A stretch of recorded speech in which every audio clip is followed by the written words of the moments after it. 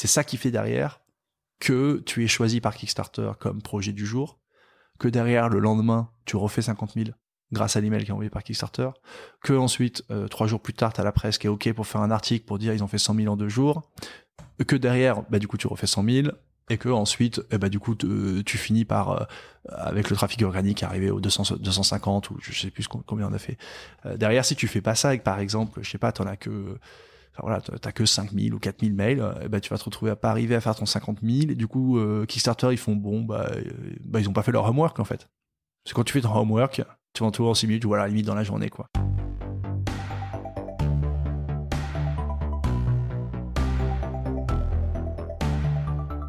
Bonjour, vous êtes sur le point d'écouter un nouvel épisode du Panier, le podcast e-commerce dans lequel on décortique les recettes gagnantes des acteurs du commerce en ligne. Mon objectif est de dénicher avec vous les meilleurs conseils et retours d'expérience pour se lancer et progresser dans la vente en ligne. Acquisition, parcours client, outils, plantage, réussite, apprentissage, on abordera ici tous les sujets sans tabou. Je suis Laurent Kretz, cofondateur de Cosa Vostra, agence de conseil tech et créative. Avec la meilleure équipe du monde en conception, créa, dev et contenu, j'accompagne des boîtes de toute taille dans leur stratégie digitale. Contactez-moi sur lepanier@cosavostra.com, sur LinkedIn ou sur notre site cosavostra.com. Bonne écoute.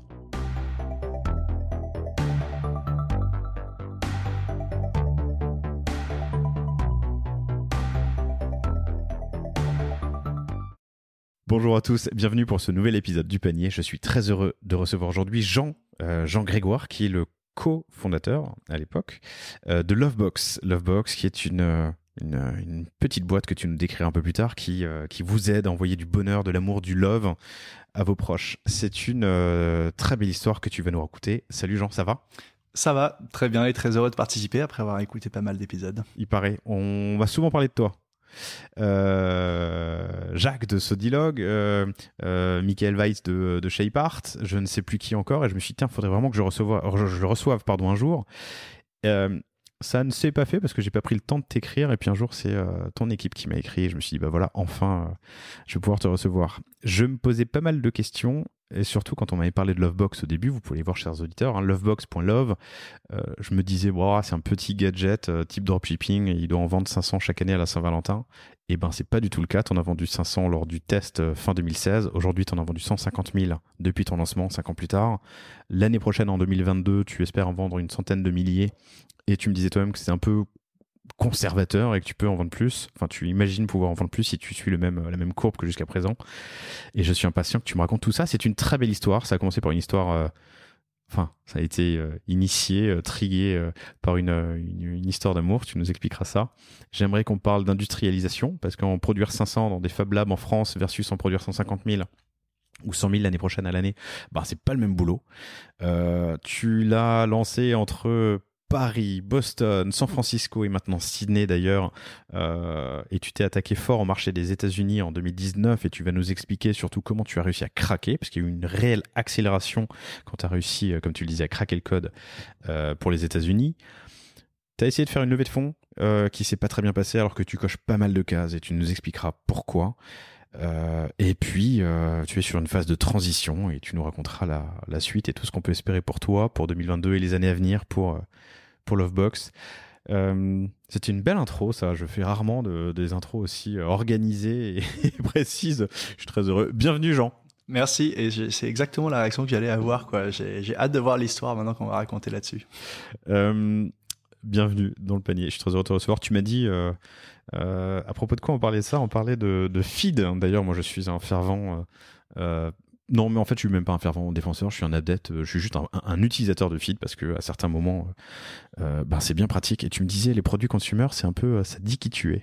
Ouais, j'y crois beaucoup à ça. Le fait au-delà de dire qui tu es, je pense que c'est aussi une question de les produits que tu consommes vont orienter ta vie vers une certaine direction.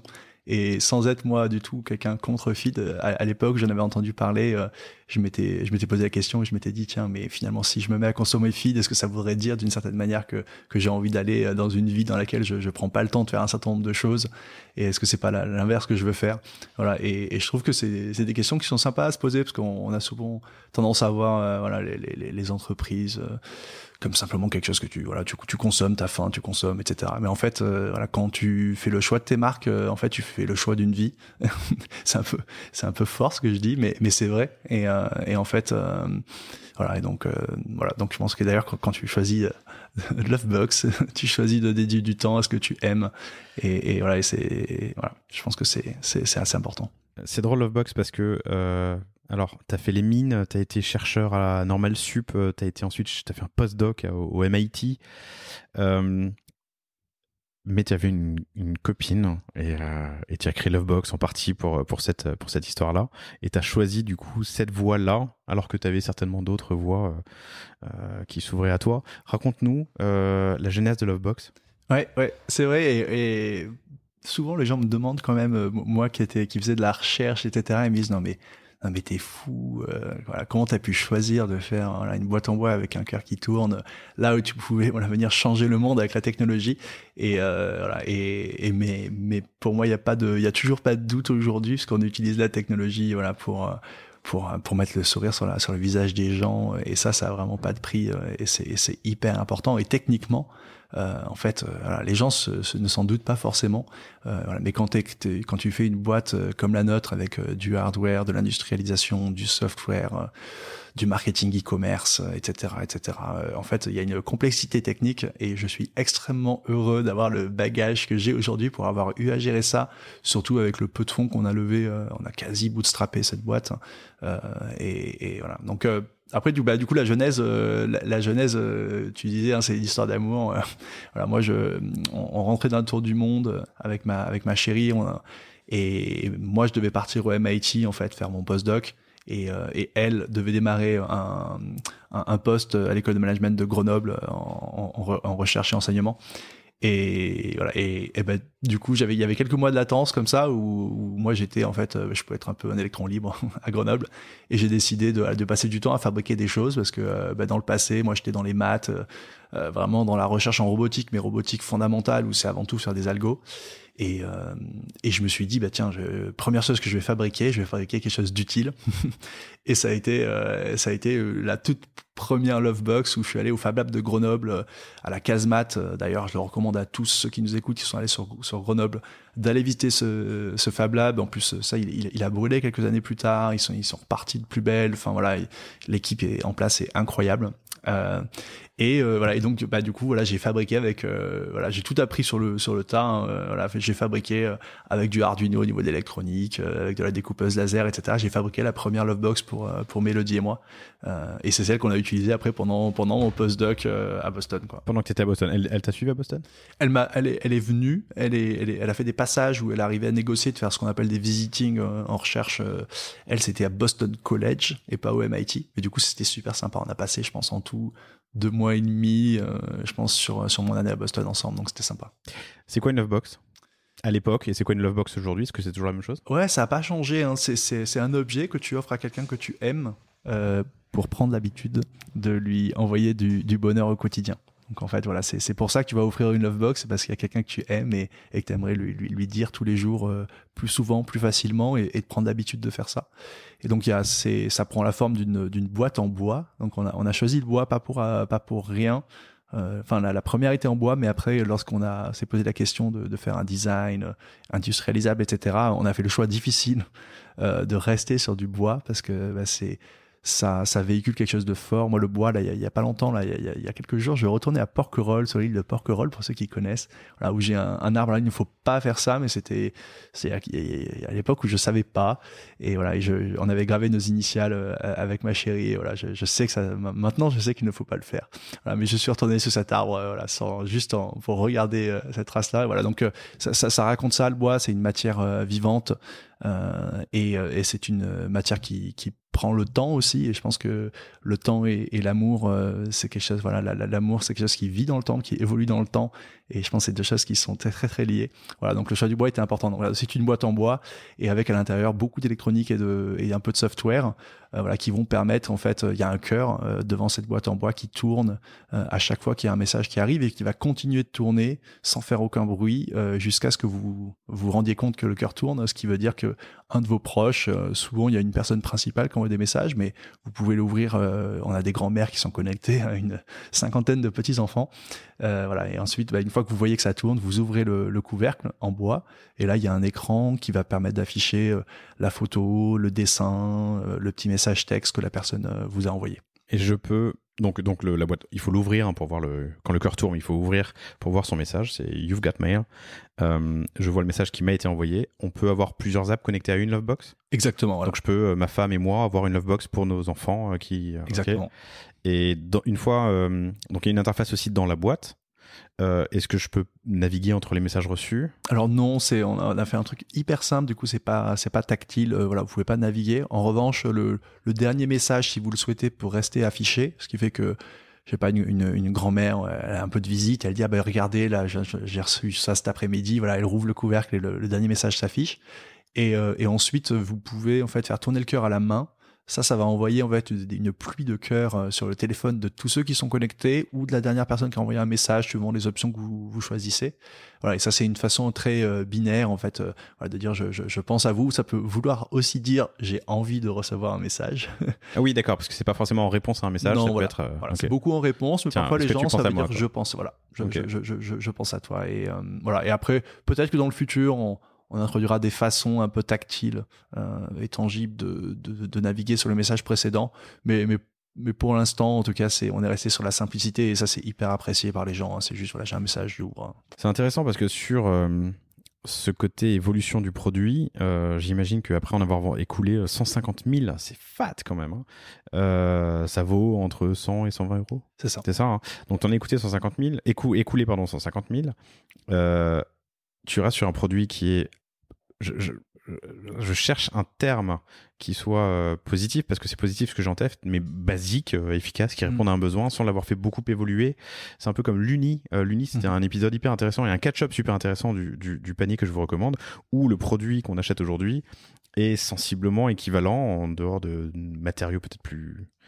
Bref, les matériaux ont peut-être changé, mais le produit en lui-même et ses fonctionnalités sont les mêmes que celui qui a été lancé il y a je sais plus combien de temps, 5, 6 ans, 7 ans. Ouais, bien sûr, bien sûr. Et ça, c'est une conviction forte. Hein, et puis, c'est quelque chose que j'ai entendu dès le début quand j'ai fait, j'ai fait partie d'un incubateur de start-up. On en parlait tout à l'heure. Le camping, là, c'est il y a très très longtemps. Et je me rappelle, alors j'avais pas Lovebox à l'époque, mais je me rappelle de tous les intervenants qui expliquaient à quel point il y a pas besoin de faire quelque chose de compliqué, surtout en consumer. Je pense que c'est encore plus vrai, parce qu'en B2B, il y a toujours des gens pour vous dire de rajouter une feature. Mais sûrement qu'il faut pas le faire, je sais pas. Mais en tout cas, en consumer, c'est vraiment les produits les plus simples qui marchent, parce que si vous êtes capable de l'expliquer en 30 secondes, déjà son tôt de diffusion va être beaucoup plus important. Plus important. Ouais. Voilà, donc ça veut pas dire qu'il n'y a pas de complexité, parce qu'en fait, pour faire un produit simple, c'est très compliqué. Voilà. Donc ça part d'une histoire d'amour, c'est joli. Tu produis les 500 premiers Lovebox en France dans un laboratoire, dans un Fab Lab. Oui, d'ailleurs, ça me permet d'en parler, de les remercier. Ça s'appelait la Cité de l'Objet Connecté. Ça a évolué depuis. Voilà, mais c'était une structure à Angers qui était dédiée aux startups de toute la France qui souhaitaient développer une première série de leurs produits, et ils vous mettaient en relation avec des bureaux d'études pour la conception, la certification, etc. La Cité de l'Objet Connecté à Angers. Ok, voilà. Et ça existe toujours. Ça existe toujours sous une autre forme. Je j'ai pas les détails parce que voilà. D'ailleurs, avec ma venue en France, je m'étais noté de peut-être passer les voir justement pour voir un peu l'évolution du modèle qu'ils ont fait. Mais en tout cas, moi j'adorais le pitch, donc j'espère que ça continue en tout cas à remplir la mission d'une façon différente. Mais voilà, on vous accompagne de l'idée. Ensuite, on vous aide à faire de la conception qui est industrialisable tout de suite. Et ensuite, on vous aide carrément à faire la première prod. Et ça n'existait pas comme offre d'aller de l'idée jusqu'à la première prod. Et après, par contre, une fois qu'on a fait la première prod, on vous aide à venir trouver des fabricants qui vont vous permettre de passer à la grande série. Alors, ça aurait changé de nom, ce serait devenu We Network. C'est ça. Apparemment, je trouve ça génial. pour les gens comme moi, qui ont fait une école de commerce, en tout cas pas une école d'ingé, qui peuvent avoir une idée, mais sans savoir comment la réaliser, il y a les Fab Labs qui existent, mais ce genre de partenaires, c'est hyper intéressant, quoi. Ah bah, honnêtement, même pour ceux qui ont fait des études d'ingénieur comme je l'ai fait, c'est vraiment hyper intéressant. Ça vous fournit le réseau tout de suite. En fait, vous gagnez des mois et des mois, parce qu'en fait, quand vous savez pas à qui parler, imaginez du coup que vous faites le choix du mauvais BE électronique, etc., qui vous fait un truc qui est pas du tout fabricable à grande série ou qui coûte trop cher. Bah, vous avez perdu peut-être 6 mois. Et 6 mois, c'est peut-être la différence entre devoir abandonner le projet et pouvoir le continuer, quoi. Donc, Ouais. voilà, c'est vraiment génial ce qu'ils font. Donc, voilà. Donc, pardon, tu pars tu joues, tu bricoles un truc. Comment est-ce qu'on part de ça à j'en écoule 500, 1000 d'ailleurs avant de partir aux États-Unis, puisque tu en as fait encore Oui. 500 autres début 2017. Pourquoi? Ouais. Alors, comment d'un point de vue électronique, fabrication, tout ça, ou comment d'un point de vue aussi marketing? Comment d'un point de vue business, surtout d'un point de vue business, à quel moment tu t'es dit, bon, bah, je vais peut-être, au lieu d'en avoir bricolé un pour ma copine et moi, je vais essayer d'en vendre. Bah, la façon de moi, je voulais pas qu'on investisse. Voilà, à nouveau, j'avais bien retenu un peu mes leçons de premier incubateur où j'étais stagiaire dans une startup et qui nous disait de pas trop investir avant de vérifier qu'il y a de l'attraction. Donc en fait, la première façon que j'ai généré des leads, ça a été simplement de faire des posts sur tous les groupes de Français de l'étranger qui existent. Alors à l'époque ça marchait encore, je pense que maintenant je me ferais bannir de Facebook direct. Et on avait fait une petite vidéo sympathique, voilà, qui montrait la Lovebox, comment ça marchait. Et puis moi, je postais personnellement en disant bah voilà, et puis voilà, je sais que vous aussi vous êtes français de l'étranger, vous avez sûrement des proches à distance, et en fait bah, j'aimerais savoir si ça vous intéresse, si vous voudriez participer à la bêta test. Et là je disais n'importe quoi, je disais ça va avoir lieu dans 3 mois, enfin ce qui était important c'était voilà, et si oui, bah envoyez-moi votre mail. Et on a fait une petite landing page. Et là, à chaque fois que je postais dans un groupe de Français de l'étranger, j'avais de toute façon entre 50 et 100 personnes qui donnaient leur email. Alors je donnais pas de prix, donc je validais pas tout, mais quand même j'avais compris qu'il y avait une belle traction, et surtout bah, ça nous a permis d'avoir hyper rapidement à peu près quelque chose comme 500 emails en quelques semaines, quoi. 500 emails en quelques semaines. Tu produis les 500 premières Lovebox et tu commences à les écouler comme ça? Alors pas exactement, du coup au début on a fait une bêta test avec 50 personnes qui était en septembre 2016.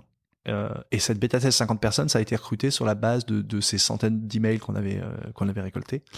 Et on avait aussi fait des petits salons, des choses comme ça, où on montrait le proto, et pareil, on récupérait des emails en disant qu'il y aurait un concours pour participer à la bêta test, enfin ce qui a été le cas. Et en fait, après, avec tous ces emails, on leur a envoyé un email à notre tour. Déjà, on les tenait au courant de comment ça se passait, puis après on leur dit bah ça y est, c'est le moment, la bêta test va être dans 1 mois et demi, etc. Et là, en fait, j'avais retenu qu'il faut toujours avoir des testeurs qui payent. Donc du coup, on leur dit par contre, pour tester... C'est tellement facile d'avoir des testeurs qui payent pas que... C'est ouais, ça. je suis d'accord. C'est ça. Mais c'est pas évident de faire payer des gens pour un bêta test. C'était pas évident, mais dans les 500, ou je sais plus si c'était 1000, voilà, il y en a 50 qu'on dit, bah, c'est ok, on paye 50 €, on leur avait dit, ça coûte 50 €. La vérité, c'est que ça coûtait plus cher que ça, parce que c'était des protos, mais on voulait pas, voilà, on a dit, voilà, faut voilà, on a juste besoin que vous payiez la bill of materials, enfin, le coût des composants, et puis voilà, ça suffit, et avant tout, d'ailleurs, on vous demande de payer aussi pour confirmer votre intérêt, parce que de toute façon, la box sera pas commercialisée à moins que ça, et puis vous êtes les premiers, etc. Et en fait, en vérité, il y a plus de gens comme ça qui voulaient payer. Et voilà, on s'est arrêté à 50 et on a fait la bêta test comme ça en septembre. Et après cette bêta test, ça a permis aussi de faire des événements autour de cette bêta test. On communiquait beaucoup sur Facebook, on gardait cette landing page ouverte pour que les gens donnent leur email. Ce qui fait que derrière, ensuite, suite à la bêta test, on a un tout petit peu itéré le produit, enfin beaucoup, parce que c'était un truc. Au départ, c'était juste entre 2 personnes, la Lovebox. Et en fait, on s'est rendu compte à quel point, parmi les 50 bêta-testeurs, il y avait genre 80% qui, c'était usage familial, et ils voulaient à tout prix qu'il y ait plusieurs personnes qui puissent envoyer des messages. Donc, on a dû complètement revoir l'archi du soft pour permettre ça. Et ce qui fait qu'ensuite, en décembre, on a lancé cette fois-ci 500 pièces en production sans être sûr de les vendre. Mais du coup, voilà, on a fait le lancement des ventes le 1er décembre, et je crois qu'on a vendu 100 Lovebox le premier jour, et après, chaque jour, on continue d'en vendre. On montrait en live la production. Plus de ça, on faisait des Facebook Live à l'époque. Facebook les diffusait beaucoup parce que c'était le début de la feature. Et voilà. Et en fait, juste avec le reach organique, de raconter notre histoire, ça a été avec Marie. Et Marie était super forte pour. Donc Marie, cofondatrice à l'époque. Voilà, Marie Poul. Marie Poul. Ok. Super forte pour raconter notre histoire. Voilà, vraiment, on a très très bien fait ça à l'époque, et on continue à le faire, mais c'est un peu différent à notre stade. Voilà, mais on racontait notre histoire, et en fait, vu que quand même on se battait pour l'amour. Il y avait quelque chose qui était l'histoire est fédérateur. hyper intéressante. L'histoire, elle est porteuse. Ouais, c'est ça. Storytelling qui marche bien sur le sujet. Donc, début 2017, tu as écoulé à peu près entre 500 et 1000 Lovebox. Et là, tu es déjà au MIT ou pas encore? Non, c'est en parallèle du MIT. Là, je viens en fait de terminer le MIT, de dire, ben non, donc là, c'est fin 2016, je décide. Je me rends compte que c'est pas du tout possible, parce que là, je dormais plus. Moi, je dors peu, mais là, je dormais plus. Donc, je décide du coup d'arrêter le MIT pour me mettre à plein temps. Et Marie, pareil, avec l'espace de coworking qu'elle gérait, plein temps sur la boîte. Et là, tu prends une décision qui est de partir aux États-Unis. C'est ça, de se lancer aux États-Unis. Ouais. En fait, voilà, il y avait cette conviction forte que, alors, moi, à nouveau, c'était quelque chose que j'avais beaucoup entendu qu'en consumers, c'est très compliqué de réussir un lancement d'une boîte consumers en Europe parce que c'est un marché fragmenté, un marché qui a du mal sur les produits innovants, avec une communauté de early adopters beaucoup moins forte qu'aux États-Unis. Donc j'avais la conviction qu'il fallait à tout prix, vraiment pour que ça marche, se lancer aux États-Unis. Et donc en 350 millions de personnes qui parlent la même langue, ont des sous. C'est tellement plus simple, quoi. Tout est plus simple. Enfin, rien que ça. Alors que même si on est 450 millions en Europe, il y a 4 langues dominantes, 20 langues en tout. Enfin, je dis des chiffres en l'air, mais donc ça c'est début 2017. Or les États-Unis, tu les as craqués. Alors c'est tout à fait humblement, mais en 2019. En 2018, pardon, 2018 pendant l'année 2018. 2019, c'était la première année. Pendant l'année, non, c'est ça, c'est ça. Fin 2018 et vraiment en 2019. Ouais. Donc, qu'est-ce qui se passe pendant ces 2 ans? Ouais, la première étape, ça a quand même été de se lancer aux États-Unis et cette fois-ci, on voulait le faire avec un produit qui était quand même relativement prêt. Parce que la raison pour laquelle on avait fait le truc en France au départ, parce que j'avais déjà la conviction que il fallait aller sur le marché américain, c'était en se disant, si on se rate en France, c'est pas si grave parce que personne ne le saura. Voilà, et c'était le conseil. Moi, j'avais des mentors à MIT, ils m'avaient dit pour ton petit lancement au départ, là, voilà, va pas te casser ton image de marque aux États-Unis. Fais-le en France, comme ça, tu peux te rater, c'est pas très grave. Donc, quelle horreur, le chauvin en moi qui ouais, crie, là. Je trouvais que c'était un peu dur, mais du coup, je le dis parce que c'est drôle. Ça montre même, en vrai, je peux le comprendre. Ça montre la perception du marché français pour un Américain. Tu peux te cracher là-dessus. C'est un peu, voilà. Alors, pardon, juste pour réagir là-dessus, mais il y a quand même, ça va. C'est quoi l'expression? T'as qu'une seule chance de faire une première impression? Ouais, c'est ça. Ouais. Et en même temps, t'as Airbnb, Brian. Chesky, ouais, j'ai un doute là. Mais qui dit Airbnb, on n'a pas lancé une fois, on a lancé 8 fois. Et en fait, il y a eu 8 produits, 8 lancements. C'est vrai. Le curseur est à... Il y a quelque chose qui est un peu... Faut prendre la citation qui arrange en fonction du moment. C'est vrai. Après, avec le hardware, tu peux quand même tellement te rater fort qu'il faut faire... on a clairement lancé des produits dans les 2 marchés qui n'étaient pas prêts. Parce que si tu lances quand t'es prêt, c'est jamais prêt, c'est que t'as lancé trop tard. C'est trop tard, le fameux... Voilà. Red Hoffman de LinkedIn. Voilà. Mais il y a des limites. Par exemple, je sais pas moi, d'ailleurs tu peux te mettre banqueroute en fait tout seul quoi. Et puis quand on voit les problèmes qu'a eu Peloton là récemment avec des, tu peux vraiment faire du mal aux gens carrément. Donc il faut que le produit soit safe, certifié et qu'ils te mettent pas banqueroute parce que tu te retrouves avec des produits qui sont HS au bout de 3 mois chez tout le monde quoi. Ou des lawsuits. C'est ça. Donc voilà, je pense que. Donc tu décides de te lancer aux États-Unis mais avec un produit fini. Voilà, avec un produit qui est, on va dire, en tout cas industrialisable, parce que aussi aux États-Unis, on nous avait dit que ça peut aller vite, ça peut aller vraiment vite quand ça marche, et que donc si on n'avait pas un produit qui était industrialisable, du coup on allait se retrouver à perdre un peu tout le momentum quoi. Et ça là-dessus, je pense que c'était vrai quoi. C'est assez vrai. C'est un choix difficile pour l'entrepreneur de ne pas lancer trop tard, parce qu'une fois de plus, si tu lances trop tard, enfin si t'es satisfait de ton produit, c'est que tu as lancé trop tard, donc il faut lancer suffisamment tôt, mais en même temps être suffisamment solide. Pour pouvoir accélérer fort si ça prend quoi. Ouais, moi je trouve qu'en entrepreneuriat, même quel que soit le stade de la boîte, à tout moment c'est trouver le bon trade-off entre lancer vite mais pas trop vite quoi. Et ça, moi je vois là on est en train de faire une transition pareil sur un nouveau modèle et la question s'est posée aussi qu'est-ce qu'on lance quoi. Et c'est, je pense pas qu'il y ait de solution miracle, mais ce qui est sûr c'est que c'est pas la même chose. Même s'il faut garder de l'agilité tout au long de la boîte, c'est pas le trade-off est pas exactement le même tout au long de la vie de la boîte. Et donc, raconte-moi ton lancement aux États-Unis et est-ce que vous êtes fait accompagner surtout? Alors, on s'est fait accompagner, on s'est fait quand même aider sur la fin par l'accélérateur The Refiners, voilà, qui a été cofondé par du coup Pierre Gobil, Carlos Diaz et Géraldine Lemeur. Et vous étiez la deuxième promo, hein, on était la deuxième promo si je me trompe pas.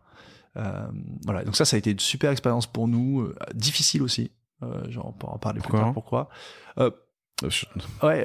c'est pour la même raison que la levée de fonds qui s'est pas faite l'année d'après en fait. C'est que on a été mis face aux faiblesses du business model qu'on avait, qui était de vendre un produit et puis c'est tout. Et c'est terminé. Ta lifetime value, c'est la transaction au jour zéro. Et voilà. Et ça, et le problème, c'est qu'on a eu du mal à faire évoluer ça pendant le parcours de The Refiners. Et voilà. Et même si on avait des perspectives, comment dire, voilà, enfin, le marché avait déjà vu beaucoup de boîtes d'objets connectés ne jamais réussir à monétiser ses utilisateurs et à pas créer ne jamais arriver à faire des plateformes autour qui monétisent. Voilà, même des boîtes, hein, enfin, je veux dire. Des boîtes comme WeThings, voilà, ou PetCube, etc. Enfin, c'est que des boîtes qui ont eu du mal quand même à générer voilà, du revenu sur leurs utilisateurs. Et puis le fameux truc où il y a la data et tout, ça c'est le pire, c'est que la data avec la RGPD, etc. ça coûte un max. Surtout quand tu fais WeThings, t'as des données de santé ou des choses comme ça. Ou à la limite pour PetCube, c'est peut-être moins un problème. Mais voilà, mais quand même toutes ces boîtes, rares sont les boîtes qui sont arrivées à monétiser à créer du revenu post-achat du produit hardware, parce que les gens ils ont déjà acheté un produit. Voilà, donc déjà il faut qu'ils soient au courant avant, parce que sinon s'ils sont au courant après l'achat, t'as l'impression que c'est une arnaque. Voilà. Ou que donc, tu t'es fait. Enfin voilà. Voilà. Donc c'est très compliqué. Donc on s'est fait mettre et un peu face à tout ça. C'est un produit pour lequel il faut acheter des add-ons ensuite. C'est ça. Enfin, je peux comprendre l'utilisateur final. Exactement. Alors que j'imagine les dizaines de business models possibles, mais tu vois, t'achètes ta Lovebox et puis ensuite t'as des add-ons dans l'app que tu peux envoyer, je sais pas, des stickers, des machins, mais ça. C'est ça, en fait, ça nous convainquait pas nous-mêmes. Ah ouais, je comprends. Et donc voilà, donc nous, on était dans l'idée, non mais de toute façon, enfin, il faut commencer à bien réussir à faire la Lovebox, on va en vendre, voilà, et ensuite on verra et on créera en fait, et finalement ce qu'on est en train de faire, voilà, on créera tout un tas d'autres produits et services, pas forcément qui monétisent nos utilisateurs, mais voilà, mais notre mission, elle est ultra large. Il y a aucune boîte techno qui a cette mission-là, étonnamment. Enfin, c'est pas hyper étonnant en fait quand tu vois le profil envoyer de du pas mal bonheur à tech. vos proches, quoi. Voilà, c'est ça ta mission. Et ça, voilà, des boîtes qui utilisent la techno pour ça, il y en a pas. Et c'est marrant parce que du coup, tu découvres aussi la méthode américaine qui est vend, et on verra plus tard. Sur le bénéfice, quoi, en gros, sur le. Ouais. Alors ça a été aussi un conseil qui nous a été donné, et je pense pas qu'il soit. Je pense que c'était le bon conseil, et sûrement que. Mais ça nous a mis en difficulté, hein, parce que du coup, on a dit bah voilà, le plus important là où vous allez faire. Donc nous on allait faire notre campagne Kickstarter. On est arrivé vraiment, voilà. Donc c'est pour ça qu'ils nous ont quand même aidés, hein, parce que en septembre on était encore en train d'ailleurs on a retardé le lancement de la campagne Kickstarter pour pouvoir le faire depuis San Francisco aussi, parce que ça racontait une belle histoire. Voilà, c'est hop. Alors, et puis voilà, même le mail où tu annonces que tu t'envoles pour San Francisco dans l'acteur startup, etc., et que tu vas le lancer depuis San Francisco. Voilà, tout le monde dit là, génial, etc. Donc ça racontait une belle histoire. Donc on s'est dit bah tiens, ça nous donne un mois de plus. Ça nous permet d'intégrer quand même le feedback de tous les mentors de l'accélérateur. Pour pouvoir faire ce lancement, et donc c'est posé la question, hein, en septembre on voyait nos coûts de prod qui étaient 2017. Voilà, nos coûts de prod étaient quand même assez élevés parce qu'on n'avait pas eu le temps d'optimiser, parce que voilà, parfois il te faut 6 mois de plus en fait pour diviser par 2 ton coût de prod. Tu vas devoir revoir fondamentalement ta conception.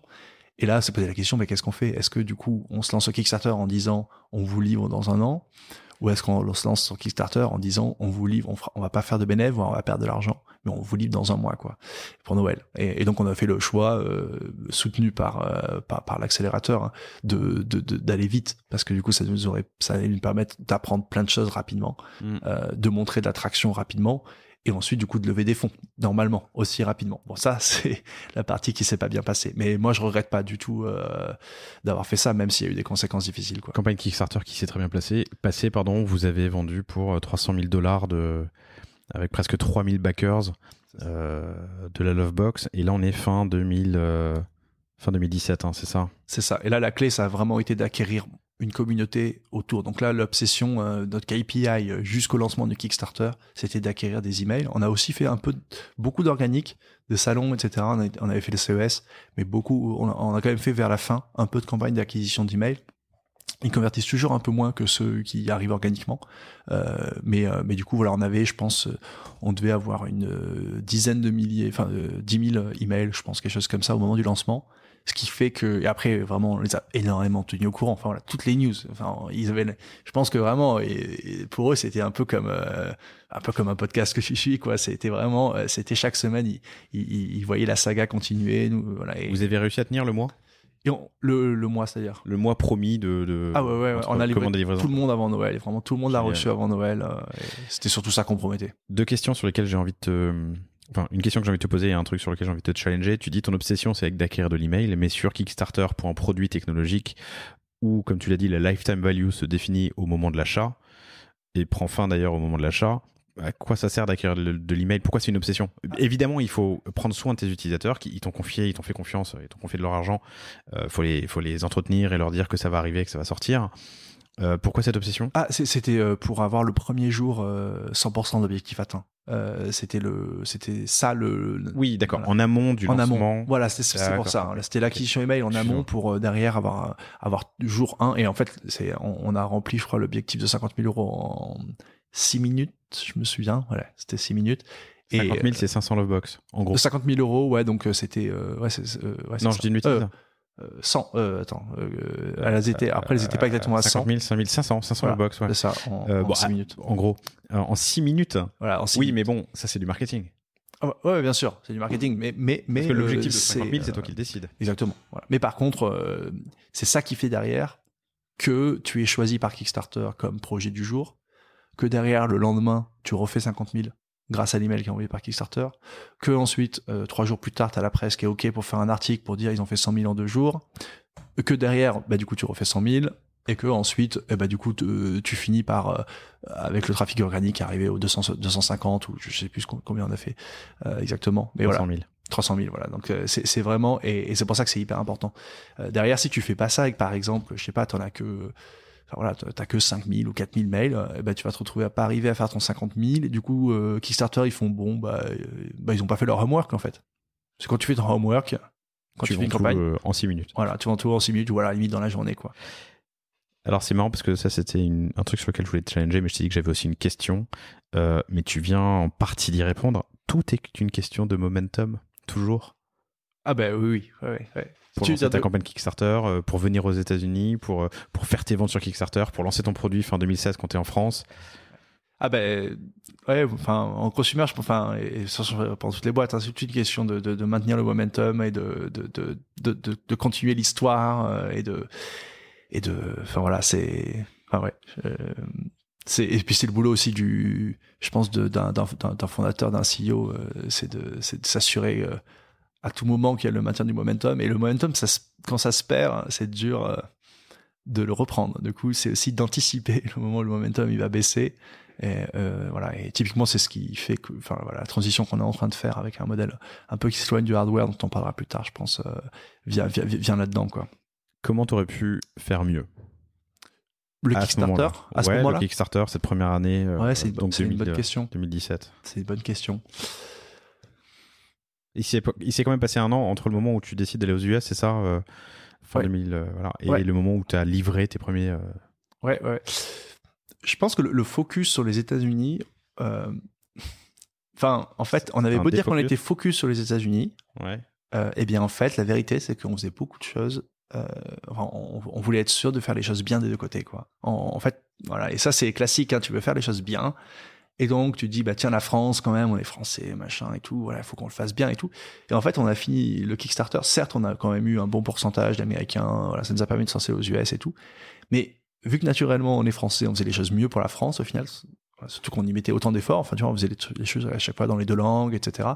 Et alors qu'en vérité, notre marché, je pense qu'on aurait pu voir plus tôt qu'il y avait des signes sur le fait que le marché il était essentiellement américain. Donc je pense qu'à posteriori, peut-être, que ce qu'on aurait pu mieux faire, c'est décider sur quel marché vraiment on veut se lancer et d'être radical. Et mettre le focus et de mettre le focus correspondant. entièrement là-dessus. C'est-à-dire que ta newsletter, tu l'as fait qu'en anglais. Et puis c'est pas grave, en fait.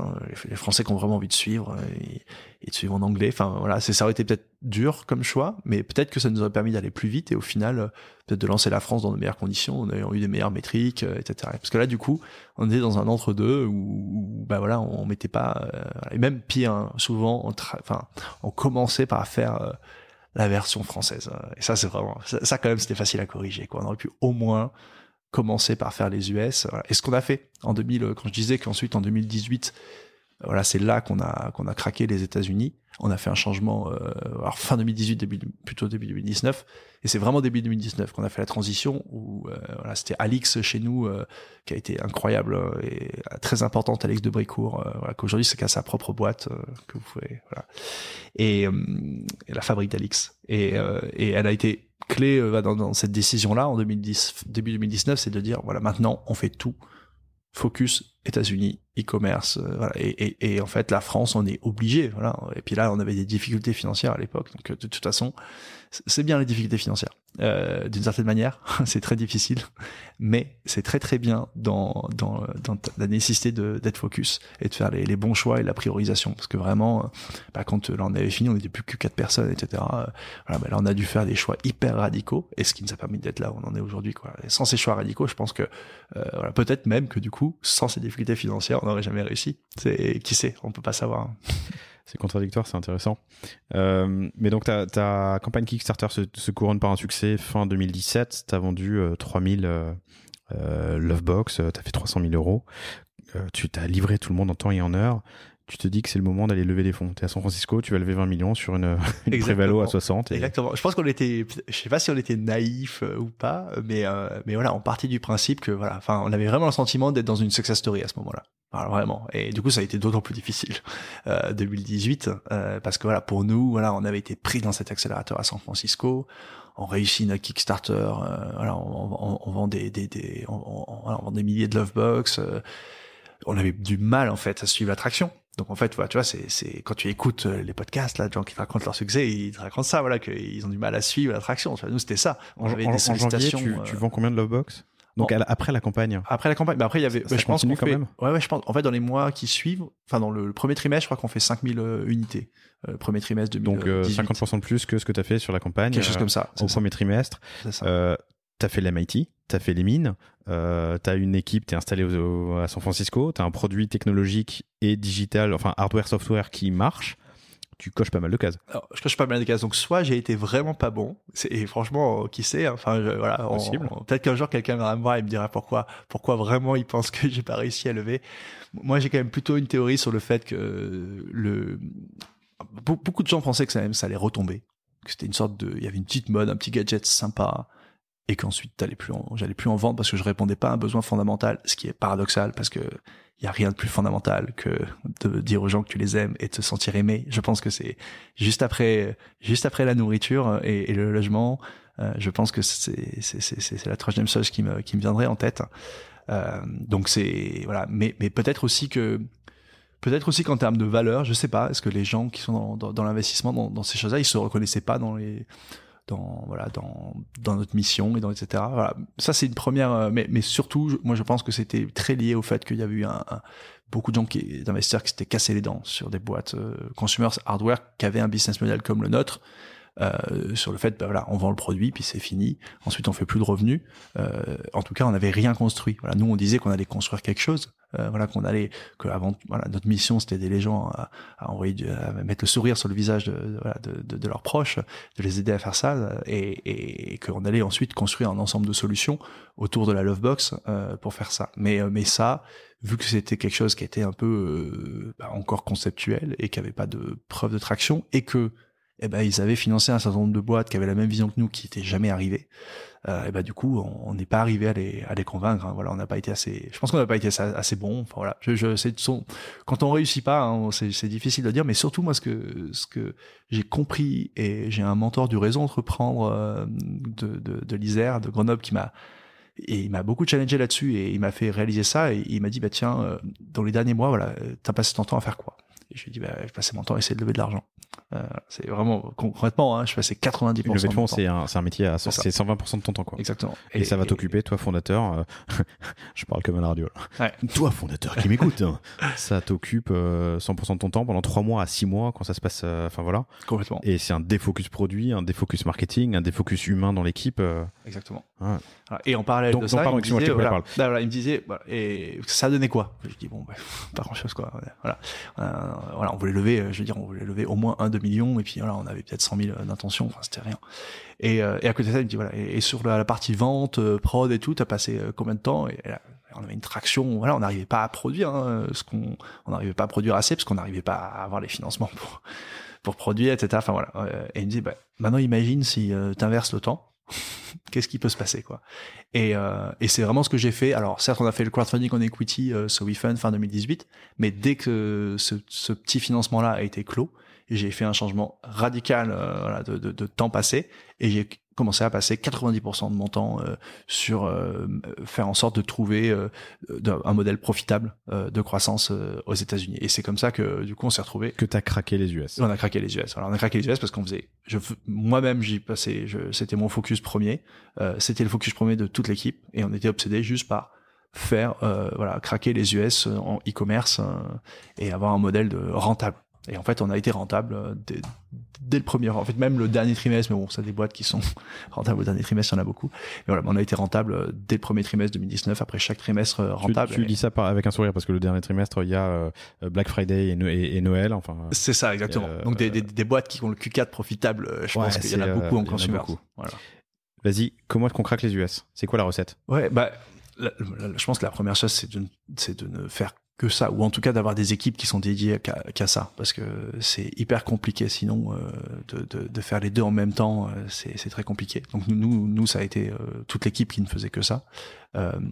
Après, je pense que c'est pas non plus adapté à tout le monde. Enfin, je pense qu'il faut être sûr que l'attraction elle est vraiment meilleure aux US. Donc nous simplement, on a comparé les Kudak, et en fait, alors que normalement ton Kudak aux US il est censé être en général 2 fois plus élevé, quoi, quelque chose comme ça. Nous c'était l'inverse. Donc je pense quand même que la première étape, c'est avant même de se dire je me lance aux US, c'est quand même de faire quelques tests et de regarder comment ça se passe.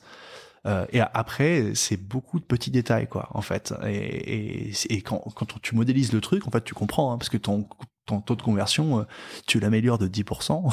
C'est l'impact sur la rentabilité. Elle est énorme, quoi. Donc en fait, on a juste pris tous les éléments du parcours et on a essayé d'améliorer les taux de conversion et d'être meilleur aussi en termes de fit avec le marché US. Donc par exemple, quand on a refait un shooting photo, on a fait en sorte que ça soit dans les codes américains. Et voilà. Donc par exemple, à l'époque, maintenant ça a changé ici. À l'époque, être inclusif et montrer tout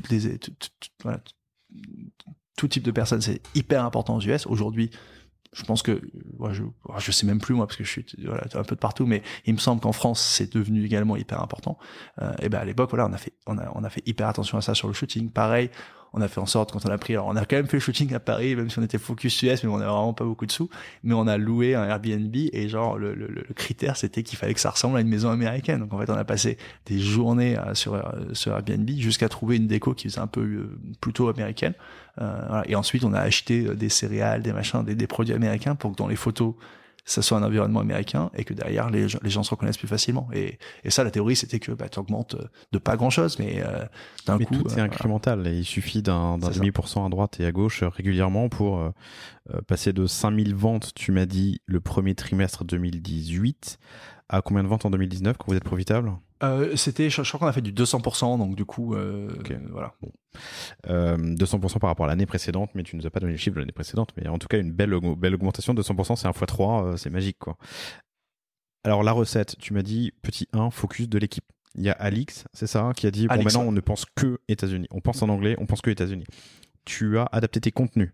Donc, shooting photo inclusif, enfin en tout cas dans les codes, un décor avec des céréales et un Airbnb qui ressemble à une maison américaine. Ouais. Ok. Et dans la partie contenu, copywriting.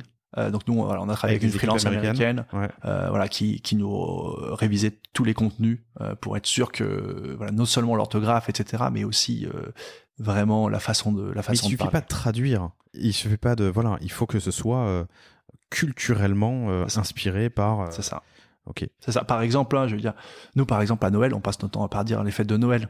Aux États-Unis, tu parles pas des fêtes de Noël, hein, parce que c'est considéré comme comme une connotation religieuse. Voilà. En France, c'est possible que ça change. J'ai l'impression qu'aujourd'hui, à nouveau, je suis pas assez en France en ce moment pour le dire, mais j'ai l'impression qu'aujourd'hui, tu peux encore dire que tu fais des promotions à l'occasion de Noël, par exemple. Une marque qui fait ça, je pense pas qu'elle se fasse trop embêter. Et encore, je suis même pas sûr. Ouais, Evian, c'est fait. C'est vrai. Je veux pas rentrer dans ces sujets. Moi, je trouve que c'est un peu chiant des considérations, mais. Voilà. Mais en tout cas, voilà, nous, par exemple, voilà, c'était des choses qu'elle nous a dit étaient extrêmement importantes. Par exemple aussi, un autre sujet, mais parfois aussi, on s'est rendu compte que, nous, on n'a pas l'habitude, mais les militaires aux États-Unis, c'est une population qui est déjà très respectée.